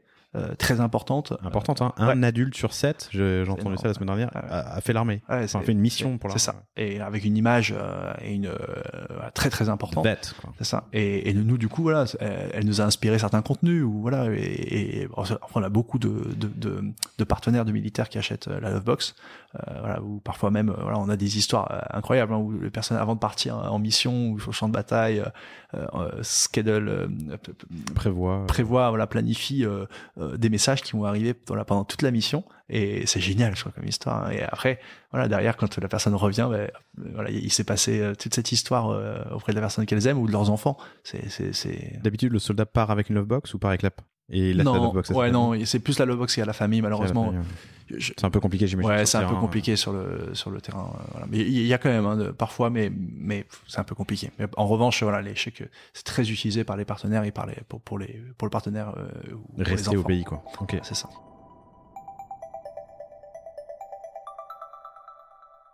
Chers auditeurs, j'interromps votre écoute de cet épisode passionnant. Juste une seconde, c'est promis. Jean m'a très gentiment proposé un code remise discount de 20% qui est Love Panier, L-O-V-E-P-A-N-I-E-R, sur le site lovebox.love si vous souhaitez effectuer et tester une Lovebox chez vous et envoyer du love à tous vos proches. Je vous laisse reprendre l'écoute. Salut. Content, donc adapté sur la forme, adapté dans la conception par des concepteurs, rédacteurs ou en tout cas des créas américains, enfin en tout cas de culture américaine. Tu l'as dit, j'ai dit en premier, focus de l'équipe. Quoi d'autre ? Le site, quoi d'autre sur les transacts, sur l'expérience, sur le support, sur la plateforme de paiement, je sais pas. Qu'est-ce que vous avez fait en 2018 qui a permis de faire une superbe année 2019 ? Alors on a beaucoup travaillé sur le fait d'être hyper clair sur les temps d'expédition, etc. Et les respecter. Alors ça, je pense qu'en France aujourd'hui, on en est au même stade, mais à l'époque vraiment, si tu manquais de clarté, tu avais des taux de conversion qui baissaient drastiquement, quoi. Surtout que nous, on est un cadeau qui très souvent les gens s'y prennent à la dernière minute, quoi. Pour Noël, pour la Saint-Valentin, voilà, pour donc là donc là t'es ultra précis. Tu dis voilà, c'était je me rappelle, on mettait à jour en permanence. Voilà, là maintenant pour la gravure, c'est jusqu'à telle heure dans tel fuseau horaire, etc. Voilà, et en fait c'est des petites choses, mais vu qu'on a des vagues de commandes quand même sur la semaine qui précède la fête, beaucoup des gens qui ont entendu parler de nous et qui reviennent, tu peux, voilà, s'il y a du doute et que la personne a deux idées, eh ben elle va aller sur l'idée sur laquelle elle a aucun doute que ça arrive, quoi. Donc après voilà, après je pense que ça reste commun, mais c'est peut-être encore plus important aux États-Unis parce qu'ils ont quand même été habitués à Amazon. Je veux dire, aux États-Unis, moi je t'en parlais tout à l'heure, on nous disait quand même, d'ailleurs après je vais revenir sur Amazon, mais on nous disait sur Twitter, les gens nous disaient mais je comprends pas, la Lovebox ça n'a pas l'air d'être dispo aux États-Unis. On dit bah oui, Google Lovebox, tu verras, c'est dispo aux États-Unis et sur notre site. Et puis il dit oui, mais moi j'ai pas fait Google, je suis allé dans Amazon direct. Voilà, je suis allé sur Amazon direct et donc ce qui fait que derrière, je pense que même si on y allait tardivement et du coup c'est peut-être pas de 2019, mais si tu veux vraiment aller chercher de la croissance, je pense que aujourd'hui, et je sais pas si c'est malheureux ou pas, la question, je laisserai les auditeurs se poser la question, mais en tout cas c'est difficile quand même d'aller chercher la croissance et de passer, voilà, là nous on veut faire des centaines de milliers, des millions d'unités par an, et aux États-Unis je pense que c'est impossible de se passer d'Amazon pour faire ça, parce qu'il y a des gens qui de toute façon n'achètent que via Amazon ce type de produit-là, qui ne font confiance que à Amazon en termes de délai. Et du coup, à partir de là, ça veut dire que si tu n'y es pas, voilà, tu t'enlèves ça. Après, nous, voilà, idéalement, sur le long terme, on aimerait se passer d'Amazon grâce à la transition qu'on est en train de faire, où les gens achèteront la Lovebox sur notre propre app. Voilà, et finalement, moi, je trouve ça intéressant aussi de se dire que c'est bien de décrier Amazon, etc. Mais finalement, en travaillant bien, on peut peut-être arriver à trouver des solutions pour se passer d'Amazon et tout en chercher la croissance. Donc, je pense aussi que c'est à la respo de l'écosystème. Je pense que les régulateurs, c'est bien s'ils font des choses, mais malgré tout, je pense que l'écosystème peut lui-même venir créer des choses et arriver à disrupter la situation pour arriver à se passer d'Amazon. Ça, mais je crois pas non plus au fait que l'économie, il faut la laisser faire, je sais plus, la main noire, je sais plus, mais non, je pense quand même que les régulateurs ont un rôle, mais il faut pas non plus que compter sur le régulateur, quoi. Surtout que je veux dire, enfin voilà, ils sont tellement puissants, plus puissants que les États aujourd'hui, ces boîtes, que les régulateurs eux-mêmes ont beaucoup de difficultés à faire des choses, quoi. Tu l'as lancé le sujet, donc restons dessus, hein, je t'ai laissé parler. À moi, je déconne. Vous avez lancé quand Amazon ? On l'a lancé. On reviendra, pardon, sur la recette miracle. Ouais. Aux États-Unis, ouais. On l'a lancé récemment. On l'a lancé en mars-avril de cette année. 2021 ? Ouais, 2021. Donc en 2019, on perdait plus de 200%, on n'a pas encore sur Amazon. Voilà. C'est pour ça que je dis que c'est nécessaire, je pense, pour venir atteindre, dépasser... casser le plafond de verre. Voilà, casser le plafond de verre. Voilà, je pense que c'est vraiment essentiel. Parce que Amazon, c'est le premier supermarché du monde. Enfin, il y a 1 million, 10 millions, 100 millions, je sais pas, de personnes qui y vont chaque jour, forcément. Et en plus, je pense que tu as un côté très... Je suis pas pro ni contre. Enfin voilà, de toute façon, je suis pas là pour modérer mon avis, si peut-être. Mais tu vas pas te priver du premier supermarché du monde pour vendre un produit grand public. Petit 1, petit 2, je pense que tu as ce côté aussi légitimité. Tu l'as dit toi-même, les gens ont cherché, n'ont pas trouvé. Enfin, c'est un réflexe d'ouvrir Amazon pour acheter un truc. Ouais, complètement. Après, voilà, enfin voilà. Je pense qu'aujourd'hui, voilà, pour développer une boîte consumers qui vend un produit physique, en tout cas pour se développer au début, c'est absolument nécessaire. T'as été Amazon Choice assez rapidement? Alors je l'ai dit en français, pardon. Je l'ai dit en anglais parce que mon navigateur est en anglais. Je sais pas comment ça s'appelle en français. Ouais, alors par Amazon je sais plus trop pour tout. Ah mais non, pardon. Non. Le site est en français. Amazon Choice met en évidence les produits hautement notés et bon marché. Ouais, c'est ça. Je sais pas si nous on a fait le Launchpad pour l'Europe, mais après on n'a pas fait le Launchpad pour les États-Unis. Et en Europe, on va dire, on pousse pas beaucoup Amazon. C'est vraiment aux US qu'on s'est rendu compte qu'il y a un impact super fort. Après, c'est aussi par manque de temps, on n'a pas beaucoup poussé l'Europe. Là, on va commencer à pousser l'Europe. Après, Amazon, enfin bon, il y a beaucoup de choses. Voilà. Après, la raison pour laquelle on a lancé tardivement, quand même, je l'ai pas dit, hein, on l'aurait fait, mais en fait, c'est que depuis 2020 et à cause du Covid qu'on a basculé la logistique aux États-Unis, qu'on a une filiale aux États-Unis, la logistique aux États-Unis, enfin voilà, tout qui est aux États-Unis. Et en fait, avant ça, tout même pour l'Europe. Non. Donc pour l'Europe, voilà, on a 2 centres logistiques. Voilà. Vous êtes sur Shopify. Hein. On est sur Shopify. Depuis longtemps. Toujours, on était sur Strikingly ou un truc comme ça. Voilà, pour les 500 premières pièces. Et le multistock, multi-devise, tu le gères depuis Shopify sans problème? Non, malheureusement. C'est pas évident. Alors, en fait, on a des Shopify séparés. Et parce que de toute façon, Shopify ne permet pas vraiment le multi-devise. C'est du faux multi-devise parce que derrière, tu te prends t'encaisses pas vraiment. Donc nous, il fallait qu'on encaisse en dollars aux États-Unis et en euros. En Europe. Voilà. Donc du coup, on a des stores séparés pour chaque monnaie. En fait, il y a pas vraiment le choix si tu veux pas même en premium, même en plus, je veux dire. Si, ouais. Pourtant, nous, on est Shopify plus. Enfin, max du max, on peut pas être plus. On peut pas plus leur payer. Mais en fait, il y a un truc qui permet d'encaisser dans toutes les devises, mais les frais associés sont vraiment quand même énormes, quoi. Énorme. Et nous, en plus de ça, on n'a pas envie d'avoir, par exemple, un store en euros. Enfin, on aime bien encaisser des euros et des dollars parce que les euros, ça nous permet de payer les salaires plutôt. Les dollars, ça permet de payer l'acquisition et la marchandise. Donc en fait, on n'a pas d'intérêt à venir encaisser que des dollars ou que des euros. Donc du coup, c'est plutôt pas mal d'avoir des stores dans les 2 devises. Oui, mais tu peux avoir sur d'autres plateformes, Presta ou autres, et avec je prépare une série spéciale, chers auditeurs, je sais pas quand ton épisode sortira, mais elle sera peut-être sortie d'ici là. J'ai interrogé une demi-douzaine d'acteurs du paiement pour vraiment mieux comprendre le paiement, parce que je suis pas un expert, je voulais devenir un expert. Mais voilà, en fonction de tes plateformes, tu peux avoir du multi-compte, multi-devise assez facilement, et gérer, encaisser du dollar, encaisser de l'euro, encaisser du yen. Et... honnêtement, franchement, quand tu as terminé ton benchmark, viens nous voir, parce que effectivement, aujourd'hui, on n'est pas très content de la situation. Voilà, peut-être qu'on basculerait vers. Je sais qu'il y a pas mal de boîtes qui font ça, qui ont un front, en fait, et qui ont un front un peu commun, et qui gèrent le multi-devise, et qu'ensuite, à la fin, ça vient créer, en fait, sur les back-end, des différents stores avec les différentes devises, des commandes différentes.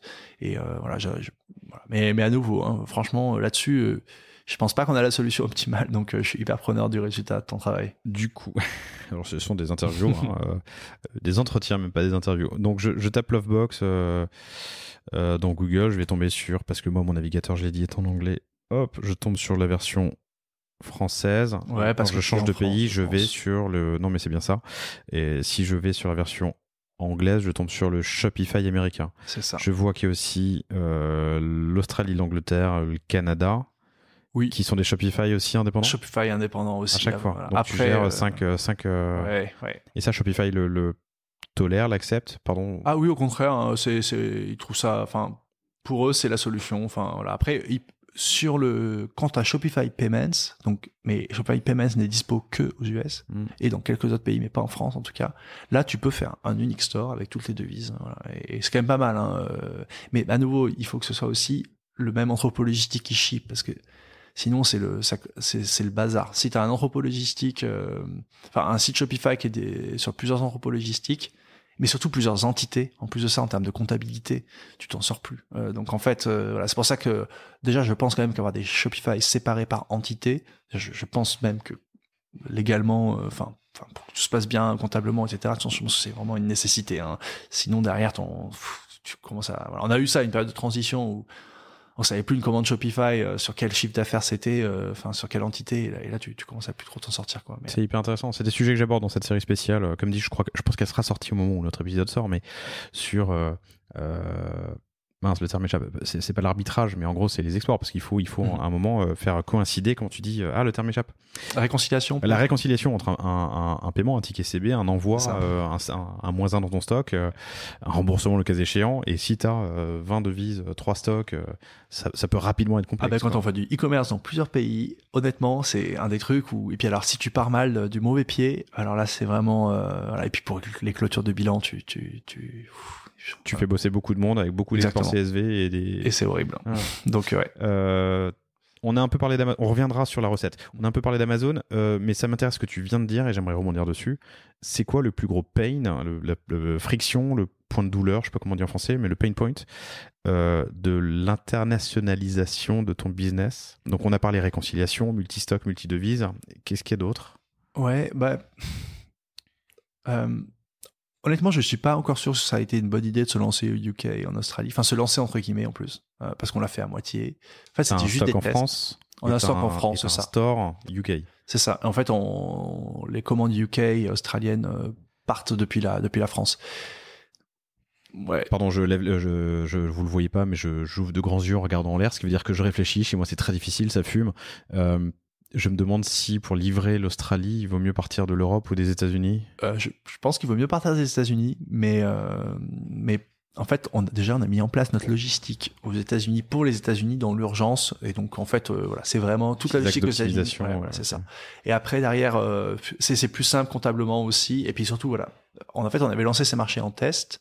Voilà, les tests sont bons, mais du coup, en revanche, maintenant, la question c'est que si on voulait scaler ces marchés, il faudrait en fait vraiment se lancer, faire les choses bien, avoir des influenceurs UK, des influenceurs australiens, avoir une vraie stratégie de contenu dans les deux pays. Voilà, je vois par exemple pour l'Australie, on passe notre temps à parler de trucs de l'hiver pendant leur été, et l'inverse. Moi, en plus, j'y vis, donc je m'en rends compte, quoi. C'est complètement à côté de la plaque. Et en fait, le truc, c'est qu'aujourd'hui, là, on investit beaucoup sur l'appli qu'on va lancer, etc. Et voilà, c'est des arbitrages. Du coup, on n'investit pas de l'argent pour l'internationalisation. Donc, honnêtement, je pense qu'on aurait peut-être même, vu qu'on savait qu'on n'avait pas forcément les moyens, si les tests étaient bons, de venir scaler, de faire une équipe, au moins une personne, quoi, un country manager, pour développer ces marchés-là. Je pense que c'était une mauvaise idée. Après une phase de test. Après une phase de test, c'est ça. Et là, en fait, on a eu la phase de test, on sait que ça marche.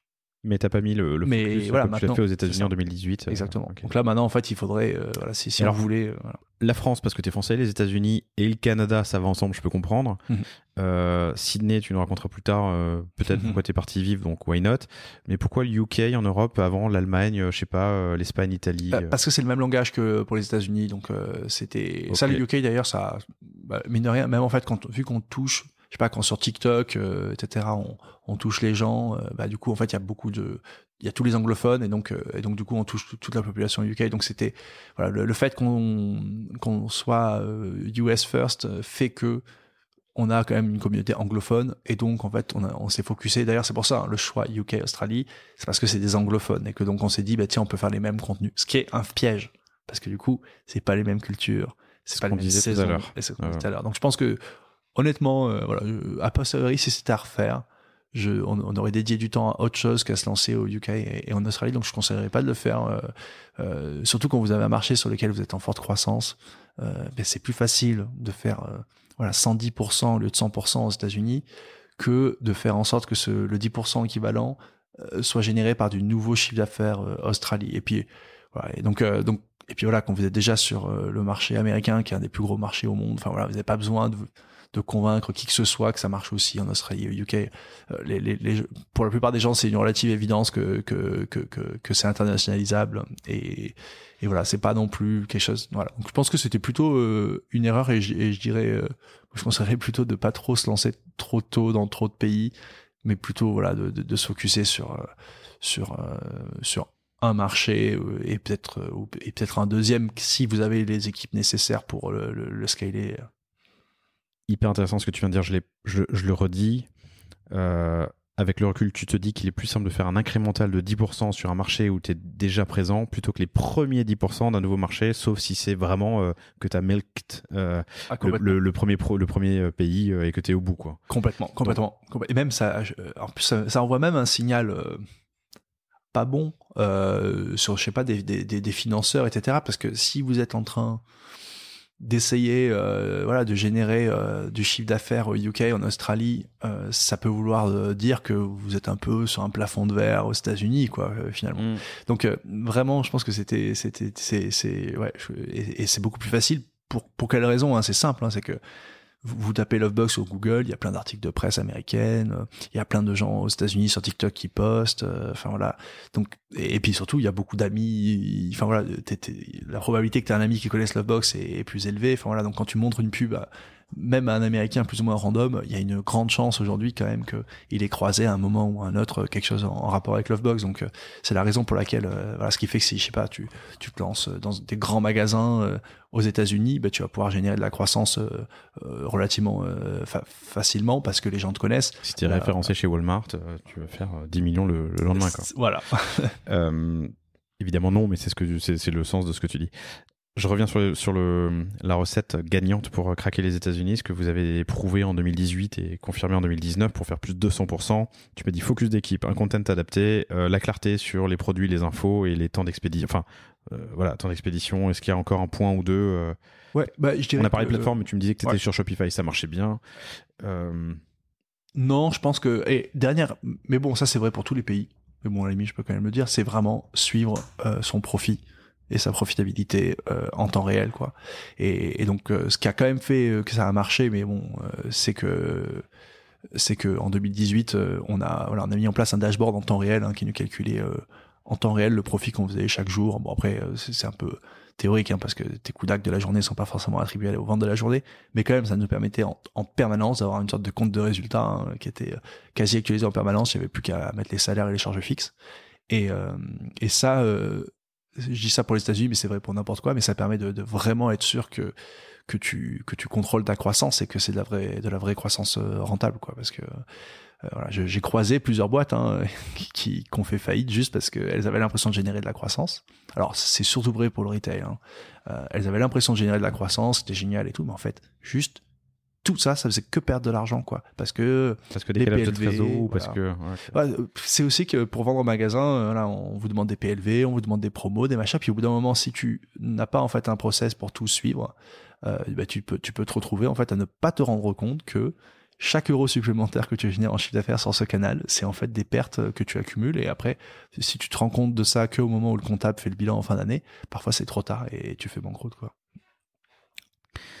Hyper intéressant.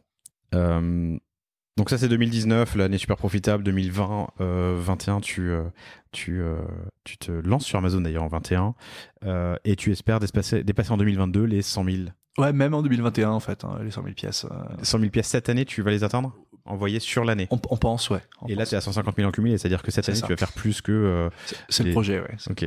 le projet. Et c'est faisable? Et c'est faisable, ouais. Alors, notre plus grosse difficulté, parce qu'on va dire, le début d'année n'est pas sur cette tendance-là parce qu'on a des problèmes d'approvisionnement. Voilà. Donc, voilà, je pense qu'on entend un peu parler en ce moment. Là, il y a une crise de la pro sur tout ce qui est semi-conducteur, qui nous a fait aussi des hausses de prix. Donc, pareil, on se pose des questions. Voilà. Alors, c'est paradoxal, mais parfois, quand tu as des hausses de prix, il vaut mieux, en fait, aller chercher plus de croissance pour essayer de faire plus de volume et que donc à la fin voilà tu gagnes assez pour lisser exactement. Okay. Donc voilà, c'est un peu difficile de faire les choix mais voilà, on a eu des grosses augmentations de prix et des problèmes de délai voilà, donc ce qui fait que là la prod du Q4 il y a des choses qui sont encore en train d'être fabriquées en ce moment pour être vendues au Q4 et qui donc ne pourront pas prendre des moyens de transport lents, vont devoir prendre des moyens de transport plus rapides et plus coûteux et en plus moins bons pour l'environnement. Et ça, voilà, normalement la prod du Q4 elle aurait dû être terminée en juillet-août, quoi. Voilà. Donc, c'est entre le tanker qui a bloqué le canal de Suez, le Covid, la révolution Hong Kong, ouais, c'est une année difficile pour le transport mondial et surtout Chine vers le reste du monde de composants électroniques, quoi. Complètement. Là, les opérations chez nous, ils aimeraient bien avoir un peu de répit. Qu'est-ce que tu as appris cette année de nouveau? De nouveau en acquise, en activation, en transformation. Ouais. Qu'est-ce que tu as appris de nouveau qui va te servir l'année prochaine? C'est une bonne question. Sur les réseaux sociaux, peut-être, tu m'as parlé de TikTok tout à l'heure. Oui, ça c'est une bonne question. C'est très très bien. Tu vois. D'ailleurs, on a embauché récemment un operations analyst qui est. Attends, un operations analyst? Analyst, ouais, voilà. Qui analyse les opérations ou c'est juste un analyste? Ouais, les opérations au sens très large du terme. Donc en fait, il analyse un peu. Il analyse vraiment toute la data d'entreprise depuis l'évolution de la satisfaction des salariés, de leur bien-être et de la charge de travail ressentie, en passant par notre présence sur les réseaux sociaux. Voilà, un mec qui doit cruncher de la data toute la journée. Exactement, cool. Et qui essaye d'en tirer des... J'ai hésité beaucoup, et en fait, mais rien que là, les premières semaines m'ont fait me rendre compte de la valeur que ça a, qui est énorme. Donc en fait, il nous a analysé quelque chose on finissait par... on avait carrément oublié qu'on avait cette data. On demandait aux gens comment ils nous avaient connus, enfin voilà, des choses qu'on a analysées pendant un long moment. On l'analysait très souvent, et en fait, après, c'est vu que c'était tout le temps la même chose, on avait fini par arrêter d'analyser, parce on savait, nous c'est Insta, quoi. Insta, les gens ils connaissent par Insta, que ce soit de la pub ou de l'organique, c'était quasiment que ça, plus le bouche à oreille, parce que les gens ils utilisent la Lovebox, sont invités sur une Lovebox, après ils achètent une Lovebox pour quelqu'un d'autre, quoi. C'est d'une viralité naturelle.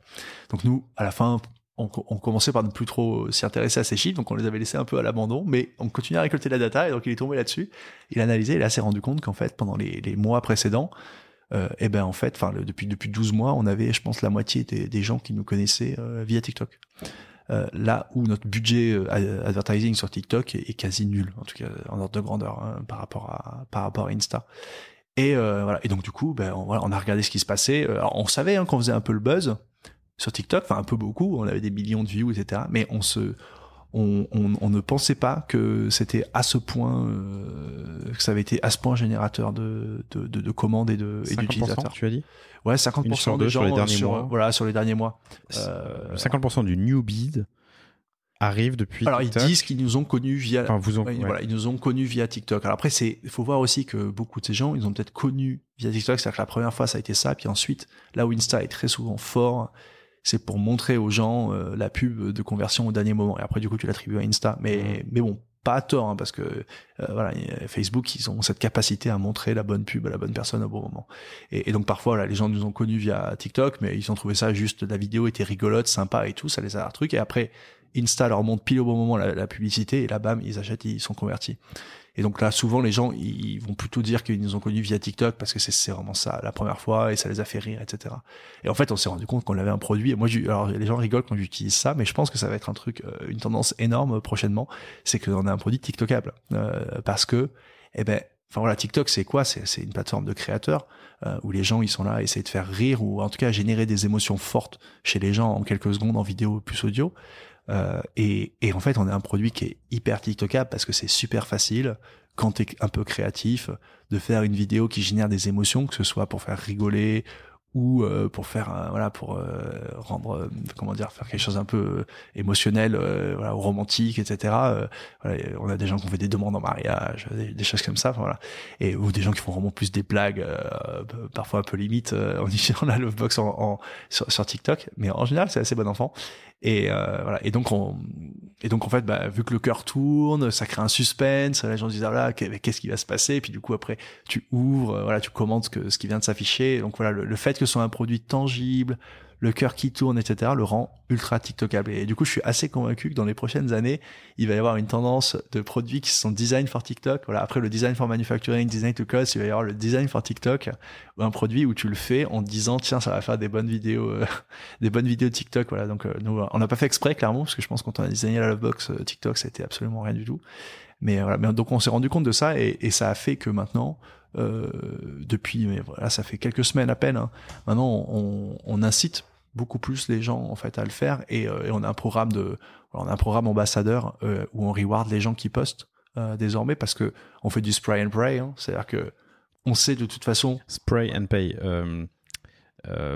pardon j'arrose et je prie ouais c'est ça exactement en se disant bah on sait de toute façon que voilà si je vais dire n'importe quoi parce que du coup voilà mais imaginons qu'on donne je sais pas $50 à chaque personne qui fait une vidéo qui respecte 3 critères sur TikTok on sait qu'il y en a une sur 10 quoi qui va faire peut-être plus de 100 000 vues parce que statistiquement c'est ça alors après c'est spray pray et puis peut-être analyze voilà pour analyser un peu pour vérifier que les métriques changent pas et pour optimiser ensuite pour itérer enfin exactement. C'est ça c'est une boucle quoi. C'est ça mais voilà donc maintenant tu vois on commence à faire ça et là ce qui fait que pour le Q4 notre budget en plus de ça c'est aussi que on considère qu'il y a un risque assez important que Facebook donne des résultats beaucoup moins bons que les années précédentes et il faut déporter ton et voilà donc là du coup voilà là on a une stratégie beaucoup plus mixte et donc l'influenceur TikTok va devenir on va peut-être mettre voilà peut-être un quart du budget quelque chose comme ça là-dessus quoi donc on parle de et ça se demande beaucoup de travail aussi parce que du coup bah tu parles vraiment à plein de parfois petits influenceurs mais c'est pas les plus gros qu'on fait le plus de views c'est souvent même les plus petits mais voilà c'est ça qui est génial sur TikTok. L'algo est hyper bien pensé je pense qu'il donne sa chance à si t'as une vidéo qui part bien tu peux avoir des gens qui ont 1000 followers mais qui font 10 millions de vues parce que le truc a été proposé quoi. Complètement. C'est une app tu lances Insta tu es dans ton flux d'amis, enfin de contacts, tu lances TikTok, t'es dans le flux découverte par défaut et ça veut bien dire ce que ça veut dire et très souvent tu ne restes que là d'ailleurs. Ouais, complètement. Je passe énormément, je passe beaucoup trop de temps sur TikTok à regarder des mecs qui construisent des maisons, des gens qui font du bricolage et des recettes de cuisine, c'est dramatique. Le temps file, 1h10, c'est cool, c'est passionnant, j'espère que cet épisode vous plaît, chers auditeurs. On a fait le tour de pas mal de points, moi j'aimerais comprendre j'ai encore 2 questions. L'une qui sera rapide et l'autre qui sera peut-être un peu plus longue mais on terminera là-dessus. La première c'est vous ne distribuez je vais pas dire que je repose ma question vous distribuez principalement via votre site un peu via Amazon mais c'est presque tout et la dernière question ce sera la suite bien sûr. je te souhaite mais bien sûr. raconte-moi ta distribution. Bah alors on est quasiment voilà je pense que c'est en tout cas c'est 95% online et 80% en direct online. Alors quand je dis direct, j'inclus Amazon dans direct parce que c'est du quasi direct. On n'est pas en vendeur central, on est en seller central sur la marketplace. Et je pense pas que on puisse pas dire que ça a été un peu un choix quand même. Alors au tout départ, quand ça a commencé à marcher les 500 box et tout. J'avais eu Eric Carrel au téléphone, il était super sympa parce qu'il était lié à la cité de l'objet connecté et il avait accédé plusieurs fois, j'ai eu plusieurs fois au cours de Lovebox et qui m'avait dit, je me rappelle, je lui avais dit bah voilà, maintenant on a vendu 500 Lovebox, on va trouver des retailers. Moi j'étais très vieux jeu à l'époque, on va trouver des retailers pour du coup pour scaler et pour vendre des milliers, des dizaines de milliers de Lovebox. Et il m'avait dit oulala, non surtout pas, t'es fou. Voilà, tout ce qui compte, alors à l'époque lui il m'avait dit c'est Amazon, c'est le e-commerce, attends qu'ils viennent. Et une fois les retailers viennent. Voilà, c'est marrant parce que tu as un produit ce sont des habitués ici mais et on parle souvent d'eux, tu as un produit nature et découverte Enfin, tu vois, Alors, on va enfin rentrer chez Nature et Découverte. Voilà, c'est plutôt début d'année prochaine, à part s'il y a une surprise, mais a priori, on a signé avec eux récemment. Et après, c'est pas étonnant, je pense, pour notre catégorie de produits qui n'existe pas. En fait, et je pense que je l'avais pas tout de suite compris, mais je pense que mon learning, c'est celui-là, c'est que quand tu crées une nouvelle catégorie de produits, le retail n'a pas trop de sens parce que quelqu'un qui rentre dans un magasin, avant tout, il rentre pour acheter une catégorie de produits. Tu rentres. Je pense que Morphée ou Luni ou je sais pas qui d'autre pourrait te dire le contraire. Hein. Ouais, alors ça a été des accélérateurs pour eux. Peut-être, mais de vulgarisation, d'évangélisation, tu vois. Bien sûr, mais alors c'est vrai qu'ils ont créé quand même une sorte de catégorie de produits, mais c'est vrai. Donc et en même temps, t'as le droit de me contredire. Hein. T'es chez moi, mais t'as le droit de me contredire. Non, je le prendrais pas mal. Non, j'ai réécouté l'épisode de Maël justement, Luni, juste pendant que je prenais le métro là pour rejoindre pour te rejoindre. Et elle disait qu'une certaine manière ils avaient réinventé le Walkman. Je sais plus comment elle disait ça. Ouais. Et je pense malgré tout que dans ces produits, il y avait peut-être les gens le catégoriser un tout petit peu plus. Voilà, ils disaient c'est un jouet pour enfants. Voilà, c'est un peu comme il y avait d'autres jouets avant pour enfants. Voilà, pour y compris des choses avec écran justement. Enfin, en fait, c'était un peu, elle pouvait dire voilà, c'est la même chose mais sans écran. Voilà. Après pour Morphée, c'est peut-être un peu moins. Il y a peut-être moins de choses pour s'endormir. Je sais pas, mais si, il y a peut-être les petites choses musicales là, les boîtes musicales à l'époque. Mais voilà. Enfin, après Nature et Découverte, c'est une enseigne extrêmement spécial et je pense que il faut pas les mettre voilà. Et je pense que c'est très franco-français en plus, non? Exactement. En termes de mindset il n'y a pas de, je crois pas que j'ai souvent entendu dire qu'il n'y a pas d'équivalent Nature et Découverte dans d'autres pays. Donc je pense que c'est peut-être l'exception de Nature et Découverte où je pense que on aurait pu avoir intérêt à travailler avec eux dès le début parce que les gens ils rentrent chez Nature et Découverte pour être étonnés. Donc je pense que leur catégorie de produits, donc on rentre bien dedans. Je pense que c'est un peu l'exception et je pense que c'est aussi pour ça que je pense que ça pourra être, je pense pour nous un bon levier de croissance pour le marché français, qui est pas notre premier marché. Voilà. Mais après, là, nous, je pense qu'aujourd'hui, quand même, on a atteint... En termes de distrib, il reste 5% en retail physique, du coup. C'est ça. Voilà. Mais alors là, on vient de décider de commencer à mettre, du coup, du budget et de l'investissement dans le développement en magasin. Donc là, on va faire maison et objet, là, dans quelques jours. C'est cette semaine. Jeudi, vendredi, samedi, dimanche. C'est pour ça que tu es là? Voilà. Je vais y passer, mais c'était pas, enfin voilà, c'est pas particulier. Okay. Ouais, non, moi je suis venu, pour passer du temps avec l'équipe, etc. Enfin, je vais passer à la maison et objet, mais c'est pas la raison principale pour laquelle. Parfait, ça me donne le sujet de notre catch-up dans 6 mois. C'est comment est-ce qu'on se lance dans le retail physique? Exactement. Tu pars de 95% de retail online, dont 80% ou 85% en direct? 80 à peu près. 80%. Okay. Bah écoute, hyper intéressant. Et on va ouvrir là-dessus. C'est quoi la suite? Ouais, la suite, c'est en vrai, c'est surtout pour ça que je suis venu, que je passe du temps avec l'équipe en France et aussi que je rencontre beaucoup de partenaires parce qu'on démarre une transition hyper importante puisque jusqu'à maintenant, voilà, notre mission, on l'a réalisée avec un objet connecté seulement. Et en fait, à partir de demain, on va réaliser notre mission avec une application mobile et une plateforme dans laquelle va s'intégrer notre objet actuel. Voilà, donc c'est-à-dire qu'en gros, à partir du 15 novembre 2021, c'est dans pas longtemps, voire pour nos bêta-testeurs à partir du 25 septembre prochain, en fait, notre application mobile Lovebox permettra d'envoyer du bonheur à ce que tu aimes sous toutes ses formes. Pas seulement sur une Lovebox. Voilà, exactement. Okay. Donc on va proposer en fait sous une forme digitale des expériences complètement digitales et pour certaines gratuites.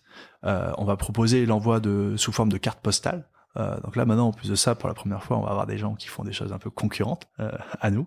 Alors on pense qu'on va faire mieux ce qu'on va faire, sans faire la même chose que les autres. Et sous forme bien sûr sur une Lovebox. Ouais. Et à terme, en fait, l'idée c'est de construire un écosystème, en fait, en permettant à d'autres marques et à des développeurs de venir proposer sur notre plateforme tout un tas d'expériences qui génèrent du bonheur. Et donc en fait, voilà, dans 18 mois, si on fait notre catch-up, potentiellement, il y a pas mal d'invités de chez toi qui pourraient être disponibles d'une certaine manière sur notre plateforme. Envoyer du bonheur, ça peut être des fleurs séchées avec Florette, un petit cube, du chantilly. Complètement. Voilà, l'idée c'est vraiment donc tu vas setup en fait, tu vas mettre en place sur l'application mobile les gens très importants pour toi, dont tu veux prendre soin au quotidien. Et voilà, et donc ça va être par exemple ma maman, ma grand-mère, mon filleul. Et tu vas en fait mettre en place un certain nombre de rappels. Tu dis voilà, je vais leur envoyer de l'amour au moins une fois par mois, à tous, à la limite comme ça, pas de jaloux. Et en fait, à chaque fois que tu vas aller sur l'app, on va te proposer un certain nombre d'expériences qui vont être différentes, parce que par exemple, si c'est pour ton filleul, on va te proposer des expériences qui sont adaptées. Donc peut-être, tiens, on parle de l'Uni, mais pas seulement des produits. L'idée, c'est de proposer beaucoup d'expériences qui soient software, voire dans la vie réelle, parfois en fait proposer, dire bah tiens, aujourd'hui pour ton filleul, tu vas prendre un petit papier, un petit bout de crayon, tu vas lui dessiner un petit dessin, tu vas lui écrire un petit mot et tu vas lui envoyer ça par la poste. Et tu envoies peut-être un petit texto à la maman pour prévenir. Et c'est tout. Et donc nous on fait aucun argent là-dessus, mais en revanche on est sûr et certain qu'on crée du bonheur sur cette relation-là. Et peut-être que le mois d'après il va envoyer une petite carte à l'occasion digitale, à l'occasion de je sais pas de la fête ça existe la fête des parrains, je sais pas. Il faut l'inventer. Voilà, on l'invente. et peut-être ensuite à Noël on va lui proposer parmi les expériences d'acheter peut-être que tiens, on peut imaginer un partenariat avec l'Uni où on est au courant que ton filleul est doté de l'Uni, on peut proposer de venir acheter de nouvelles histoires qui vont recharger le l'Uni. Tu vois, voilà. Donc c'est vraiment l'idée, c'est vraiment de venir avec d'autres développeurs, d'autres marques, de venir leur permettre nous de décentraliser. Alors on s'est dit on veut réaliser notre mission à grande échelle, comment tu fais? Si c'est toi qui dois tout faire, toutes les expériences génératrices de bonheur, c'est absolument impossible. En revanche, si maintenant on crée une plateforme qui vont permettre en fait à toutes ces marques qui sont connectées à cette mission de générer du bonheur, de venir proposer leurs solutions, de les adapter, de venir se plugger sur notre plateforme, on va pouvoir réaliser notre mission à grande échelle et en plus aider le développement de notre propre objet. Parce que du coup, demain, peut-être que c'est la Lovebox parmi les autres. Tu vas découvrir Lovebox parce que c'est cool, tu peux envoyer des super cartes postales, les adresses elles s'auto-enregistrent, voilà, c'est super facile, il y a des bons rappels, j'ai pu mettre en place des rappels pour les anniversaires, etc. Et en fait, un jour on me dit tiens, est-ce que tu veux pas offrir une Lovebox pour la Saint-Valentin? Et là tu vas dire génial, en fait tiens, et tu vas peut-être découvrir la Lovebox via l'app, tout comme tu pourrais découvrir les produits expériences de partenaires. Génial. Alors pour notre catch-up, ça fera 2 sujets, cette transition et le retail. Du coup, ton paradigme, il change un peu. Avant, tu orientais des gens vers un site web pour faire une transac d'achat de hardware. Aujourd'hui, tu fais de l'install. Complètement. C'est ça qui va être passionnant. Alors, on va pas le faire en mode binaire du jour au lendemain.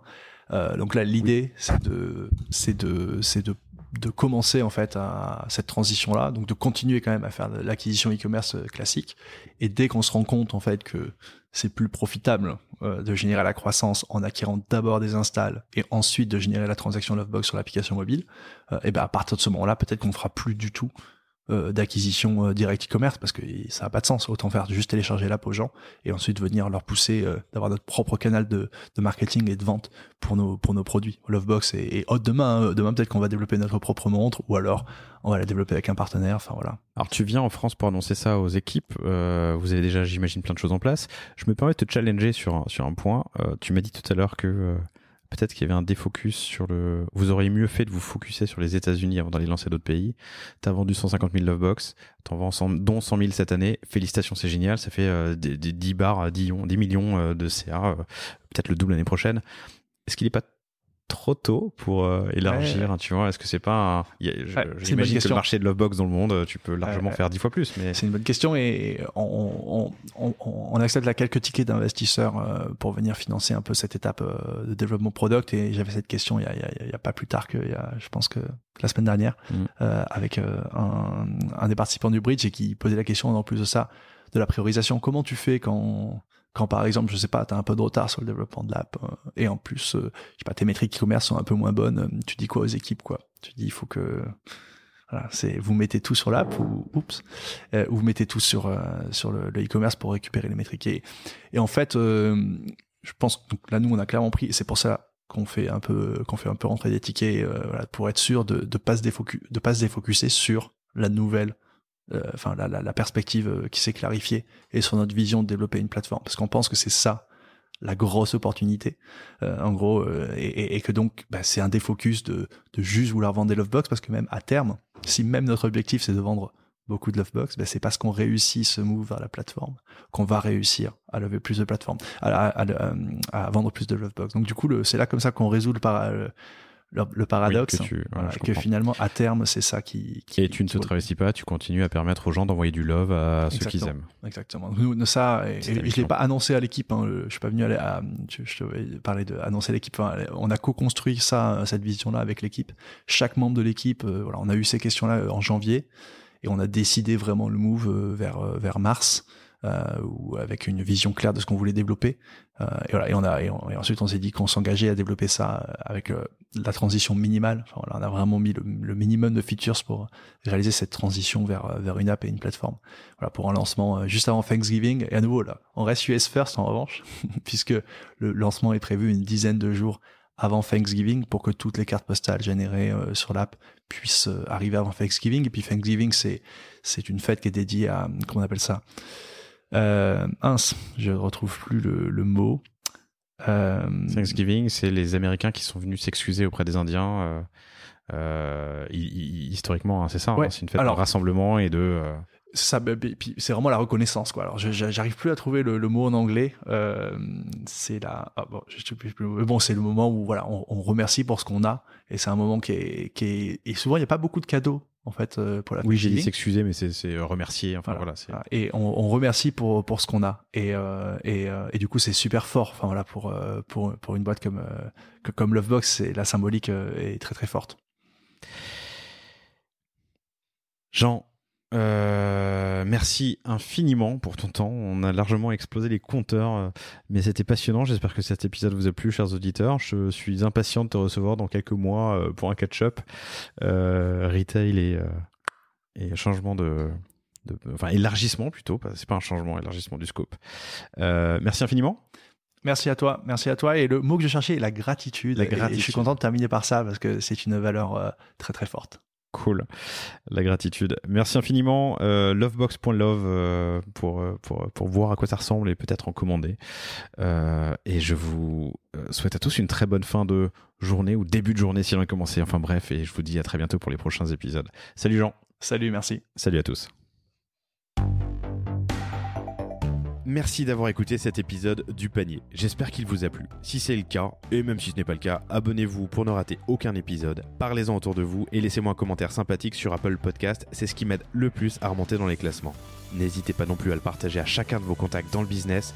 Chaque nouvel auditeur intéressé est une victoire. Si vous avez besoin d'un accompagnement tech et créatif, que ce soit pour votre site internet, votre stratégie de contenu ou d'inbound marketing, n'hésitez pas à me contacter à l'adresse lepanier@causavostra.com. À bientôt.